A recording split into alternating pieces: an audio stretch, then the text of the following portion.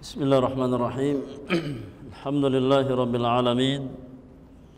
Wa bihi nasta'inu ala umuri dunya waddin. Wassalatu wassalamu ala asyrafil mursalin Nabiyyina Muhammadin wa alihi wa sahbihi ajma'in wa man tabi'ahum bi ihsanin ila yaumiddin wa sallama tasliman katsira, amma ba'du.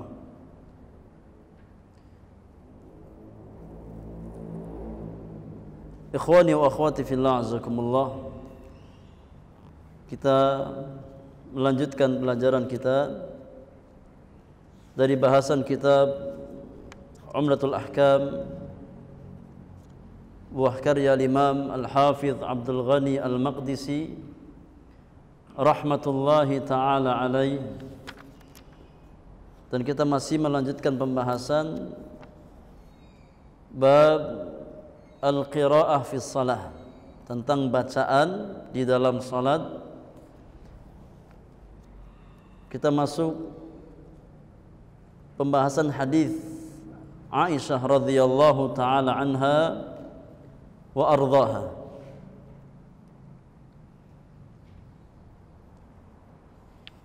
Anna Rasulullah sallallahu alaihi wasallam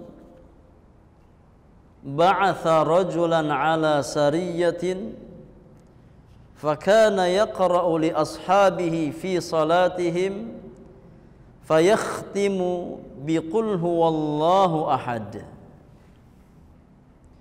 Kata Aisyah radhiyallahu anha, Rasulullah sallallahu alaihi wasallam pernah mengutus seorang laki-laki untuk menjadi pemimpin rombongan, pemimpin pasukan.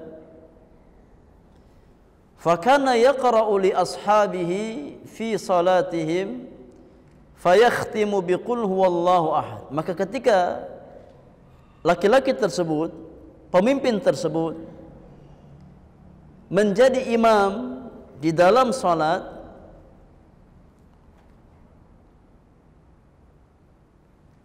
setiap kali ia salat, maka dia menutup salatnya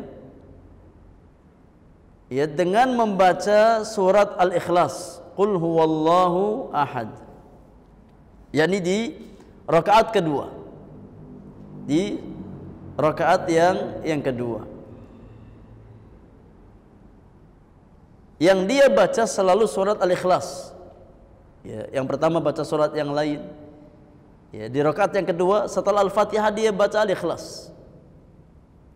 Dan itu yang dia lakukan, secara terus menerus ketika mengimami sahabat-sahabatnya. Imma salat maghrib, imma salat isya, imma salat subuh. Yang di sana para makmum mendengar bacaan imamnya. Maka sang imam tersebut di dalam salatnya di setiap rakaat yang kedua, yang dia baca selalu surat Al-Ikhlas. Falamma raja'u dzakaru dzalika li Rasulillah sallallahu alaihi wasallam. Ketika rombongan yang diutus oleh Nabi sallallahu alaihi wasallam kembali ke kota Madinah, selesai dari tugas mereka, kembali ke kota Madinah, maka orang-orang yang ikut dalam rombongan, yang menjadi makmum di belakang imam tersebut, mereka mengadukan kepada Nabi sallallahu alaihi wasallam tentang kebiasaan yang dia lakukan. Di mana orang tersebut mengimami kita ya Rasulullah. Kemudian di setiap rakaat yang kedua, pasti dia baca surat Al-Ikhlas, Qul huwallahu ahad. Faqala, maka Nabi sallallahu alaihi wasallam berkata kepada sahabat-sahabatnya, saluhu li ayyi syai'in yasna'u dzalik. Coba kalian tanya sama pemimpin kalian, sama imam kalian itu, apa alasannya kenapa dia berbuat seperti itu?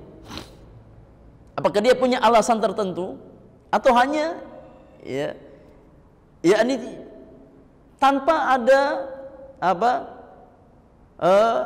rencana, memang dia bacanya itu, atau dia memang ada niat, ada maksud, ketika dia menutup rakaat keduanya dengan surat Al-Ikhlas di setiap salatnya.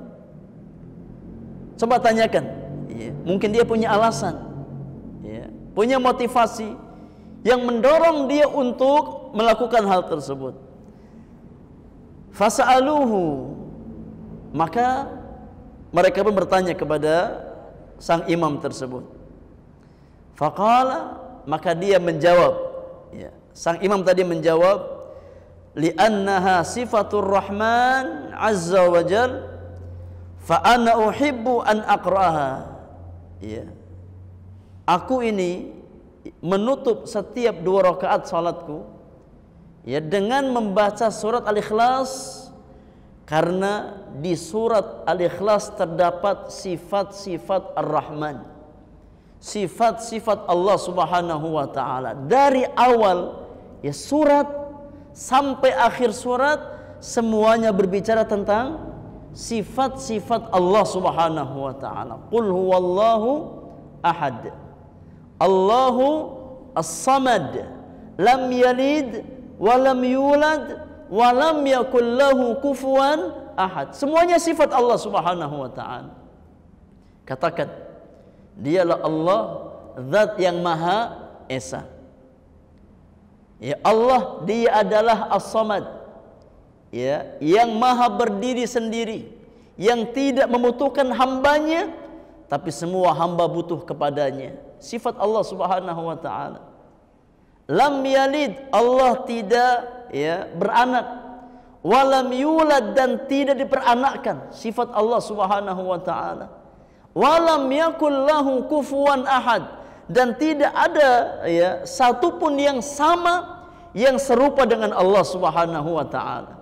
Jadi surat Al-Ikhlas dari awal ayat sampai akhir ayat semuanya berbicara tentang apa? Tentang sifat Allah Subhanahu wa taala. Dan aku sangat ingin mengulang-ulang sifat-sifat tersebut. Itu alasan yang mendorong sahabat tersebut untuk mengulang-ulang Al-Ikhlas di salatnya. Di setiap 2 rakaat yang dia baca adalah Al-Ikhlas. Di maghrib Al-Ikhlas, Isya Al-Ikhlas. Bahkan mungkin salat Syria juga seperti itu. Di rakaat yang kedua dia tutup dengan Al-Ikhlas, dengan membaca surah Al-Ikhlas. Karena di dalam Al-Ikhlas terdapat sifat-sifat Allah Subhanahu wa taala. Dan aku ingin membacanya. Faqala Rasulullah sallallahu alaihi wasallam, setelah mendengar alasan sahabat tersebut, Nabi sallallahu alaihi wasallam bersabda, akhbiruhu annallaha ta'ala yuhibbu. Coba kalian kabarkan kepada dia, ketika dia cinta untuk membaca Al-Ikhlas dikarenakan ada sifat-sifat Allah Subhanahu wa taala, maka kabarkan bahwasannya Allah cinta kepada dirinya. Al-jaza min jinsil amal. Ketika seorang hamba cinta kepada Allah Subhanahu wa taala, Allah balas dengan kecintaannya. Dan cinta Allah lebih baik daripada cinta hamba kepada Allah Subhanahu wa taala. Cinta Allah kepada hambanya tentu lebih baik daripada cinta hamba kepada Allah Subhanahu wa taala. Kita ambil faidah dari hadis Ummul Mukminin Aisyah radhiyallahu taala anha wa ardhaha, tentang kisah seorang sahabat Nabi yang mengimami sahabat-sahabat yang lain dengan membaca Al-Ikhlas di setiap 2 rakaat salatnya. Faedah yang pertama, hadis di atas menunjukkan bolehnya kita membaca surat-surat yang pendek, qisarul mufassal, surat-surat yang paling pendek,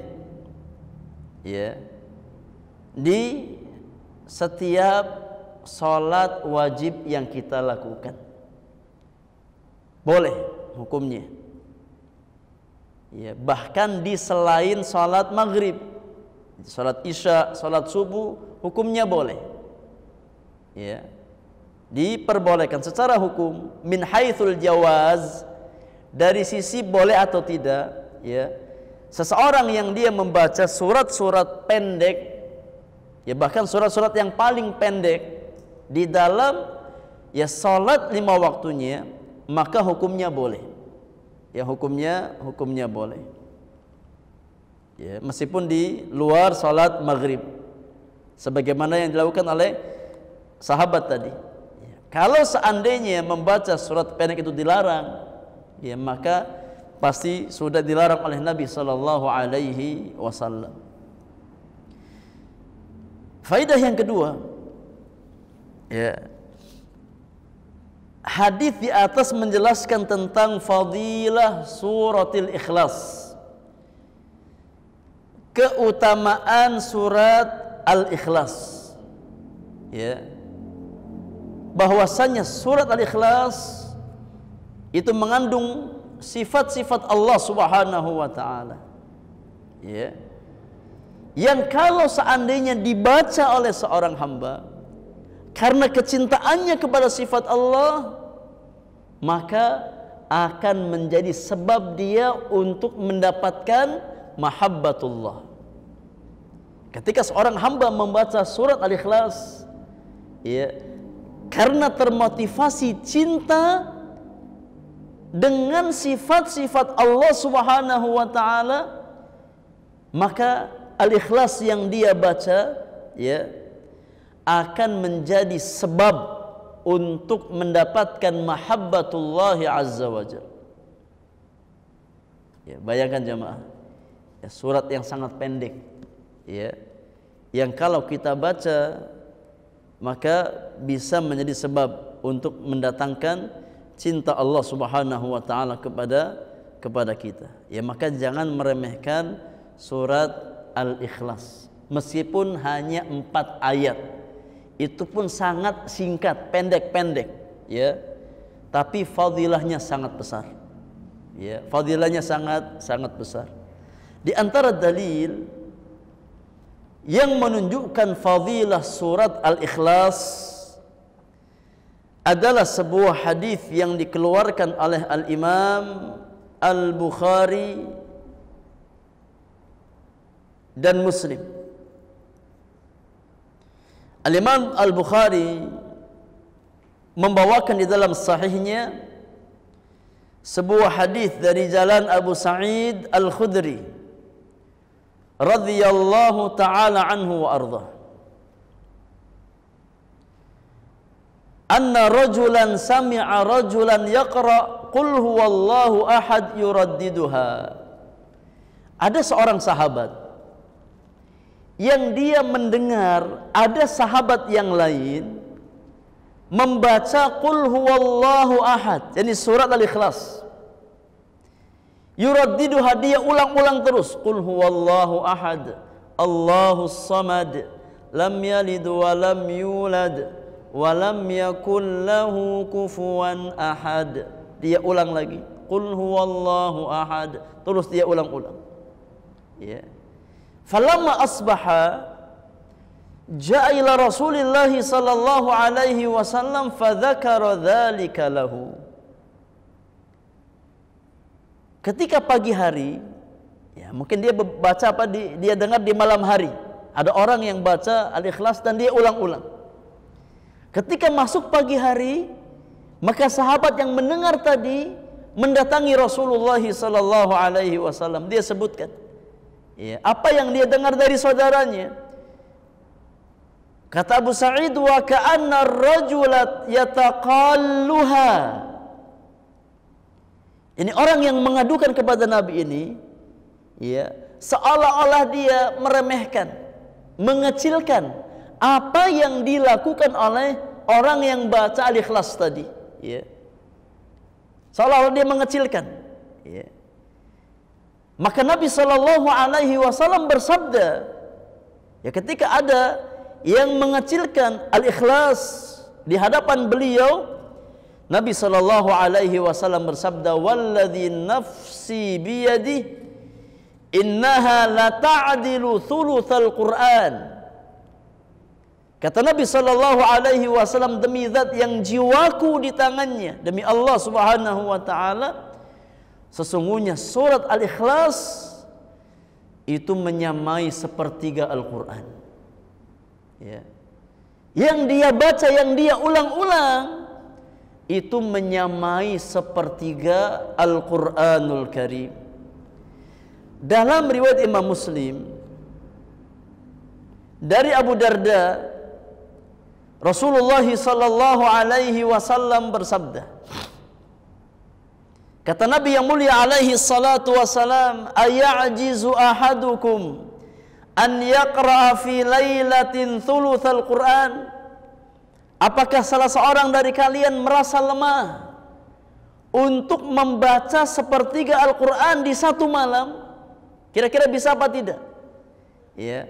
Kalian membaca sepertiga Al-Quran di satu malam. Kata para sahabat, wa kaifa yaqra' thulutsal Quran? Ya Rasulullah, ya, bagaimana seseorang itu dikatakan membaca sepertiga Al-Quranul Karim?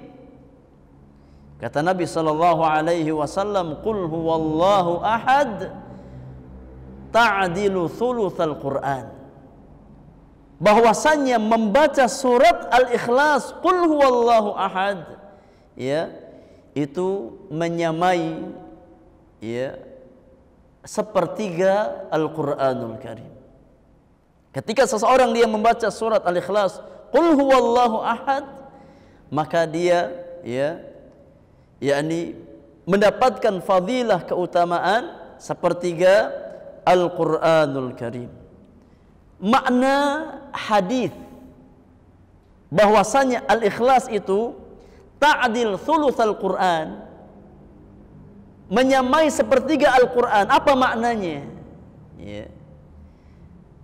Syekhul Islam Ibn Taimiyah rahimahullahu ta'ala menjelaskan, ya, makna hadis di atas, ya, agar kita nggak salah faham.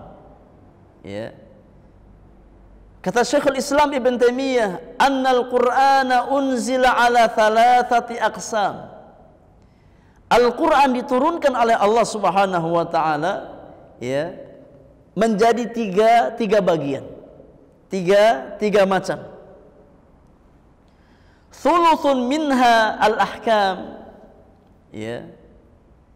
Sepertiga Al-Quran itu terkait dengan ahkam, dengan perintah dan larangan. Ya. Wa thuluthun lil wa'di wal wa'id. Sepertiga Al-Quran lagi terkait dengan, ya, al-wa'd dan al-wa'id.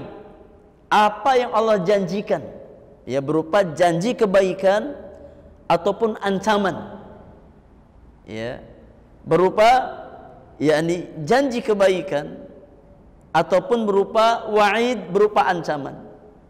Ya, bagi orang-orang beriman Allah janjikan kebaikan, itu namanya wa'dun. Bagi orang-orang beriman Allah janjikan surga, itu namanya wa'dun. Berita tentang surga, berita tentang kebaikan-kebaikan di surga, itu namanya wa'dun. Ya. Sedangkan apa yang Allah janjikan kepada pelaku maksiat, kepada, ya, orang-orang yang kufur kepada Allah Subhanahu wa taala, ancaman dengan siksa neraka Allah Subhanahu wa taala, itu namanya apa? Namanya wa'id. Maka ada wa'dun, ada wa'id. Kalau wa'ad itu janji kebaikan, balasan kebaikan yang Allah peruntukkan kepada orang-orang yang saleh, yang bertakwa kepada Allah Subhanahu wa taala. Sedangkan wa'id adalah ancaman, ya, yang Allah Subhanahu wa taala berikan kepada pelaku maksiat, yang bermaksiat kepada Allah Subhanahu wa taala. Maka Al-Qur'an sepertiga pertama itu tentang ahkam, sepertiga kedua tentang wa'ad dan wa'id, tentang janji Allah Subhanahu wa taala, imma kepada yang bertakwa atau kepada yang bermaksiat kepada Allah Subhanahu wa taala. Wa thulutsu minha lil asma'i was sifat. Sedangkan seperti apa bagian yang ketiga, sepertiga, bagian yang ketiga dari Al-Quran terkait dengan penyebutan nama-nama dan sifat-sifat Allah Subhanahu wa Ta'ala. Ya, inilah ya kenapa Nabi mengatakan bahwasanya Al-Ikhlas itu sepertiga apa? Al-Quran. Ya. Kenapa? Karena Al-Ikhlas terkait dengan nama dan sifat Allah Subhanahu wa Ta'ala. Sedangkan nama-nama dan sifat-sifat Allah Subhanahu wa Ta'ala adalah sepertiga dari kandungan Al-Quranul Karim. Ya, jadi bukan maknanya ya ketika kita baca Al-Ikhlas yang 3 kali kita khatam Al-Quran. Ya. Ketika kita baca Al-Ikhlas 3 kali, Qul huwallahu ahad, Allahu samad, lam yalid wa lam yulad wa lam yakul lahu kufuwan ahad. Diulang 3 kali, alhamdulillah sudah khatam Al-Quran. Kan sepertiga tambah sepertiga tambah sepertiga jadinya apa? Jadinya 1. Bukan itu maknanya. Ya.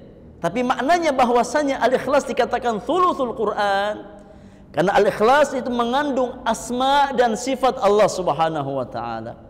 Mengandung nama-nama dan sifat-sifat Allah Subhanahu wa Ta'ala. Sedangkan kandungan Al-Quran itu tidak keluar dari tiga macam. Ya. Yang pertama tentang ahkam, yang kedua tentang janji Allah Subhanahu wa Ta'ala, wa'ad dan wa'id, yang ketiga tentang asma dan sifat, tentang nama-nama dan sifat-sifat Allah Subhanahu wa Ta'ala. Maka orang yang membaca Al-Ikhlas ya seolah-olah dia ya mendapatkan yakni sepertiga dari Al-Quranul Karim. Taib, faidah yang ketiga yang bisa kita ambil dari hadis Aisyah radhiyallahu anha, hadis di atas memberikan pelajaran kepada kita ya, tidak boleh mengecilkan ya, tidak boleh mengecilkan seorang muslim yang dia sholat dengan membaca ya surat-surat pendek, nggak boleh kita kecilkan. Ya.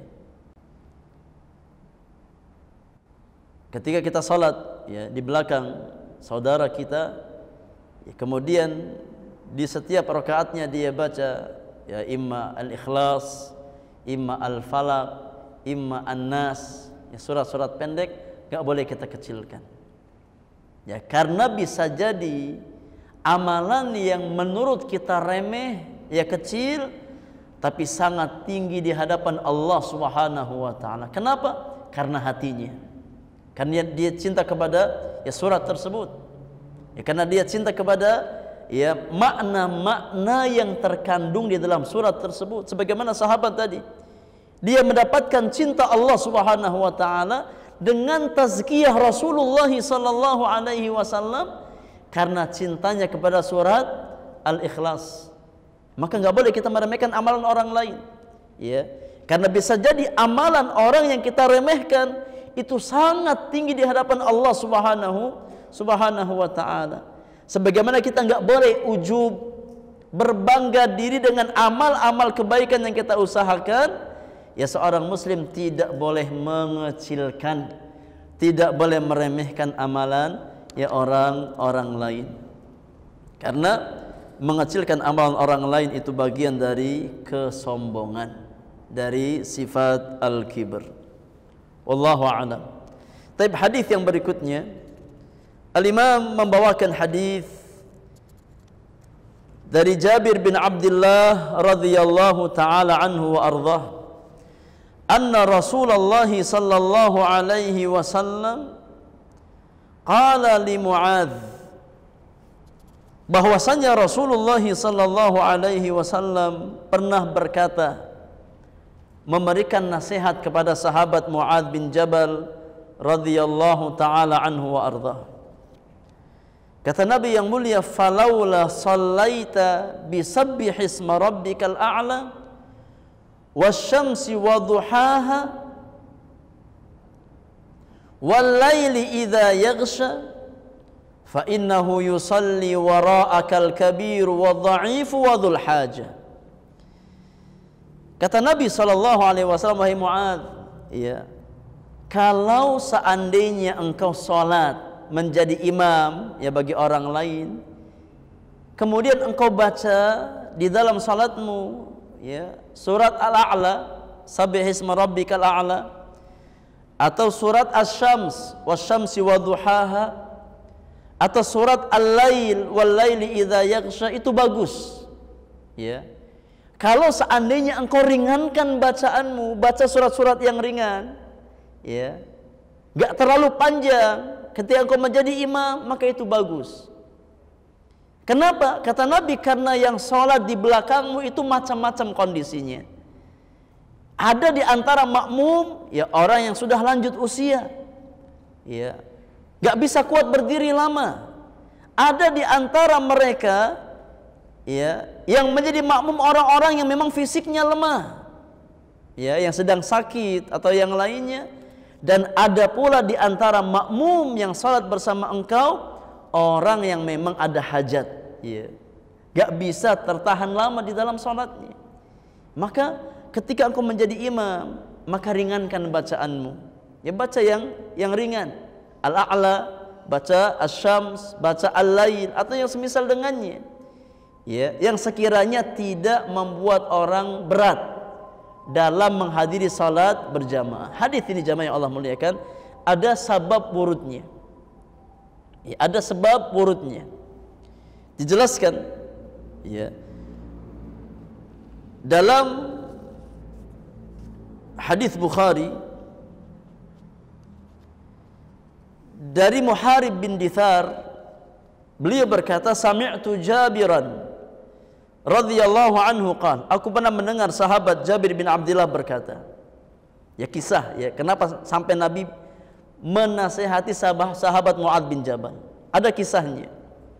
Jabir bin Abdullah menuturkan, aqbala rajulun binadhihaini wa qad janahal lail fawafaqa Mu'adzan yusalli. Ada seorang ya sahabat di kota Madinah yang dia baru pulang dari kebunnya.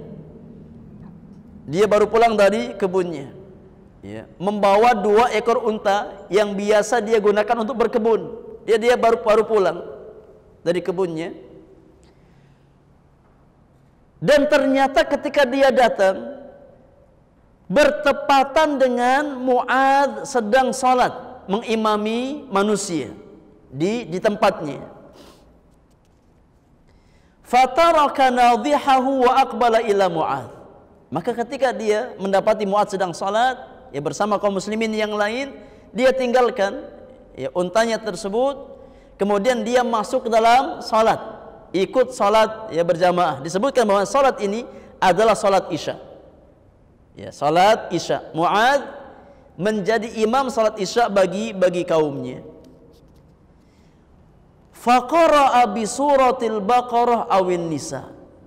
Ya, luar biasa semangatnya sahabat Mu'adz bin Jabal ini. Ketika dia menjadi imam, ya, yang dia baca di dalam salat Isya-nya enggak tanggung-tanggung. Dia ya baca surat Al-Baqarah. Iya. Iya. Dia khatamkan surat Al-Baqarah di salat apa? Di salat Isya. Atau surat apa? Surat An-Nisa. Surat yang sangat panjang. Ya. Fantalaqar rajul, maka laki-laki tadi, ya, yang baru pulang dari kebunnya, yang awalnya niat ingin berjamaah bersama Mu'adz, dia enggak kuat. Ya. Bayangkan lagi capek-capeknya pulang kerja jamaah, masuk sholat imamnya baca surah Al-Baqarah. Ya. Kira-kira gimana perasaannya itu? Ya bukannya sholat apa nyaman, ya, adem, ini malah dongkol. Kapan ini apa rukuknya imam ini? Ya. Bayangkan kalau Mu'adz jadi imam di tengah apa kita pada zaman sekarang. Ya. Kayaknya bukan hanya satu orang yang mundur dari apa salat berjamaah, semuanya apa? Semua jamaah mundur. Enggak ada yang kuat. Ya. Ketika Mu'adz menjadi imam, ada satu orang yang mundur, yang lainnya tetap bersama Mu'adz. Ya. Yang mundur hanya satu orang yang keletihan itu. Ya. Fabala wa balaghahu anna Mu'adzan nala minhu. Ketika laki-laki tadi yakni meninggalkan salat berjamaah karena enggak kuat, maka sampai ke telinganya bahwasanya Mu'adz mencela dia. Ya. Mu'adz mencela apa yang dia lakukan. Fasyaka atau fa'atan nabiyya fasyaka ilaihi Mu'adzan. Maka laki-laki tadi enggak terima. Ya. Dengan apa yang Mu'adz ucapkan, maka dia mengadukan Mu'adz kepada Nabi sallallahu alaihi wasallam. Ya Rasulullah, ya Mu'adz mencela saya. Ya.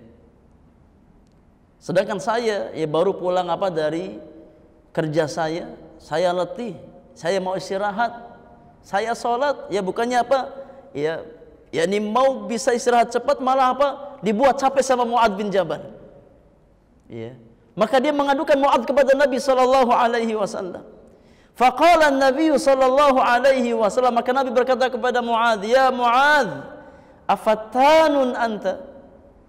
Wahai Mu'adz, apakah engkau ingin memfitnah manusia dalam agama Allah Subhanahu wa taala? Dalam sebagian riwayat Nabi mengatakan, "Inna minkum munaffirin." Di antara kalian ada orang yang membuat orang lari dari agama Allah Subhanahu wa taala. Nabi ucapkan 3 kali. Ya. Kemudian baru Nabi berkata, "Falaula shallaita bisabbihi isma rabbikal a'la wasyamsi wadhuhaha wal laili idza yaghsa." Ya, harusnya engkau cukup baca al-a'la, baca asy-syams, baca al-lail, cukup. Ketika engkau menjadi imam cukup. Jangan terlalu panjang. Kasihan jamaahnya, imamnya mungkin kuat. Ya, tapi jamaahnya belum tentu semuanya kuat. Kata Nabi sallallahu alaihi wasallam, "Fa innahu yusalli wara'akal kabiru wadh-dha'ifu wa dhul hajah." Sesungguhnya yang ikut salat bersama engkau di belakangmu itu macam-macam kondisinya. Ada yang sudah lansia, ya, tapi dia masih ingin ke masjid, salat berjamaah. Ya maka jangan diberatkan. Ada orang yang lemah fisiknya, yang sedang sakit, tapi dia tetap pengen ke masjid, maka jangan diberatkan. Dan ada juga ya orang yang memang punya hajat, ingin menyegerakan hajatnya, maka jangan diberatkan. Ya ketika engkau menjadi imam di dalam salat berjamaah. Ya, ini ya kisah ya dari hadis Jabir di atas. Kita ambil pelajaran di antara faedah yang bisa kita ambil dari hadis di atas. Yang pertama, ya, hendaknya seorang imam memperhatikan kondisi jamaahnya.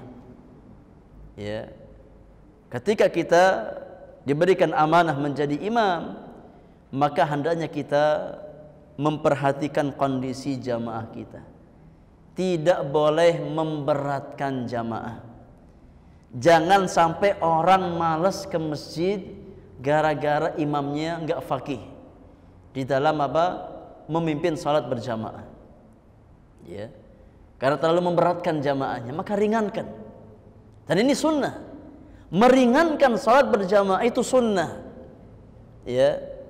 Di antara sunnah Rasulullah sallallahu alaihi wasallam, sebagian imam menjadikan salat berjamaah sebagai ajang untuk murojaah hafalan. Ya, karena hafalannya banyak, akhirnya dia panjangkan salatnya. Maka ini kurang tepat. Kalau dia mau murojaah hafalan, mengulang hafalan, cari waktu yang tepat. Jangan dijadikan salat berjamaah sebagai wasilah untuk memurojaah hafalan yang berakibat memberatkan makmum. Ya. Jangan. Ya kita buat orang itu senang ke masjid. Kita buat orang senang hadir salat berjamaah di masjid. Maka jangan beratkan mereka. Ya. Maka di antara bentuk kefakihan seorang imam adalah meringankan bacaannya ketika dia menjadi imam di dalam salat berjamaah. Secara khusus di salat-salat wajib. Ya, di salat-salat wajib. Dan ini ya sunnah di antara sunnah Rasulullah sallallahu alaihi wasallam, sebagaimana hadis yang dikeluarkan oleh Imam Al-Bukhari dan Muslim dari Abu Hurairah radhiyallahu taala anhu, Rasulullah sallallahu alaihi wasallam bersabda. Ini nasihat buat para imam. Kata Nabi sallallahu alaihi wasallam, hadisnya Bukhari Muslim sahih. Kata Nabi yang mulia, "Idza shalla ahadukum linnas falyukhaffif." Apabila kalian mengimami salat bagi manusia, maka ringankan salatnya, ringankan. Ya. Ini perintah Nabi sallallahu alaihi wasallam.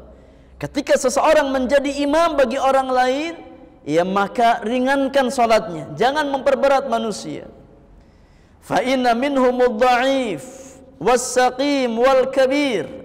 Karena di antara makmum ada yang lemah fisiknya, ada yang sedang sakit, ada yang lanjut usia, ya, yang tidak kuat berdiri lama.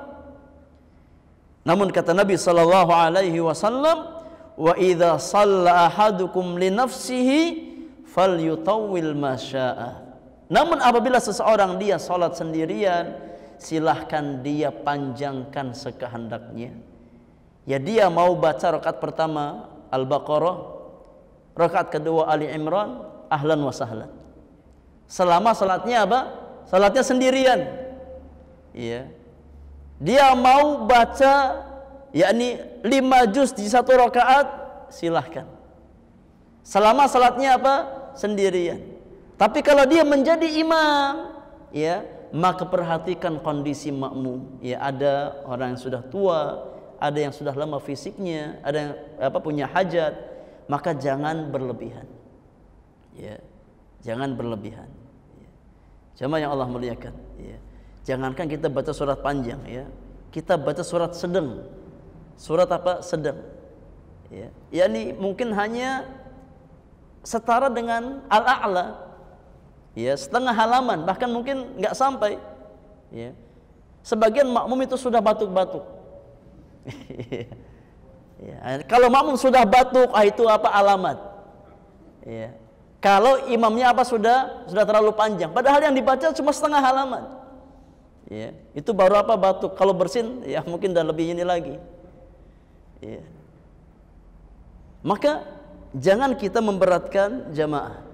Ya. Ringankan ketika kita salat berjamaah. Ya.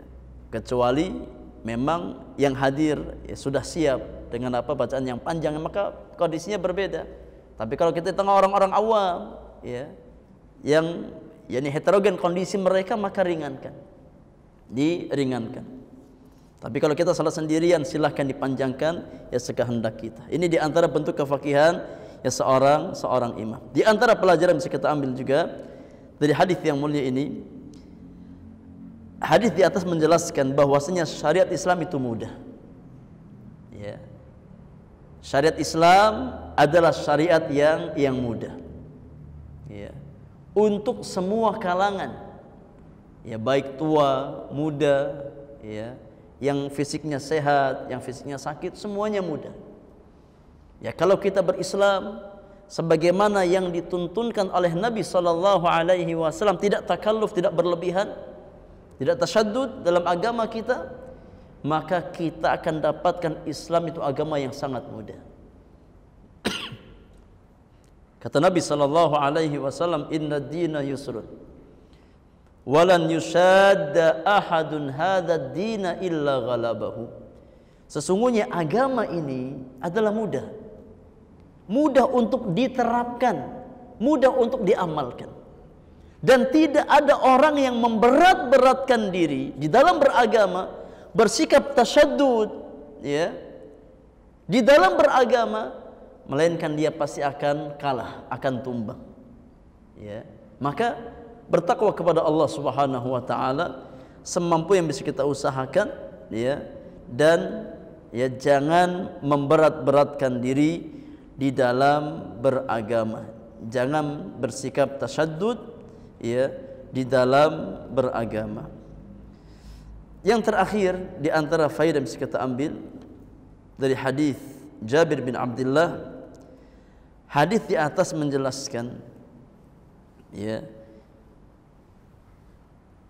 bagusnya cara pengajaran Nabi sallallahu alaihi wasallam kepada sahabat-sahabat beliau. Ya. Bagusnya uslub, metode pengajaran Nabi sallallahu alaihi wasallam ya kepada sahabat-sahabat beliau. Ya. Ketika Nabi sallallahu alaihi wasallam dihadapkan dengan orang-orang yang belum tahu, ya, maka ada uslub tersendiri. ya, cara menasihatinya. Ketika Nabi sallallahu alaihi wasallam dihadapkan dengan orang yang sudah tahu, ya, maka ada uslub tersendiri di dalam menasihatinya, ya. Dan Nabi sallallahu alaihi wasallam menasihati Mu'adz, ya, dengan cara yang terbaik, ya, dengan cara yang terbaik. Diberikan nasihat, ditegur, ya, dengan tanpa menjatuhkan, ya, kehormatan dan harga diri sahabatnya Mu'adz bin Jabal, tapi diberikan nasihat, ditegur dengan cara yang baik, diingatkan, ya, agar tidak membebani manusia, ya, di luar batas kesanggupannya. Maka tidak ada muallim yang lebih baik daripada Rasulullah sallallahu alaihi wasallam, sebagaimana persaksian Muawiyah bin Al-Hakam, ya, ketika beliau diajarkan oleh Nabi SAW, ya, beliau bersaksi bahwa tidak ada muallim yang lebih baik cara ta'limnya, cara pengajarannya melebihi cara pengajaran Rasulullah sallallahu alaihi wasallam. Wallahu alam. Ya, ini mesti kita bahas dua hadis dari kitab Umdatul Ahkam. Masih ada waktu sekitar 5 menit. Ya, kita berikan kesempatan bersoal jawab. Kalau ada hal-hal yang kurang difahami dari apa yang telah kita bahas di kesempatan pagi sampai menjelang siang hari ini, insyaallah kita bahas hadis yang berikutnya tentang masalah basmalah di dalam salat di pertemuan yang akan datang. Mudah-mudahan bermanfaat untuk kita semuanya. Wallahu ta'ala a'lam bis-shawab.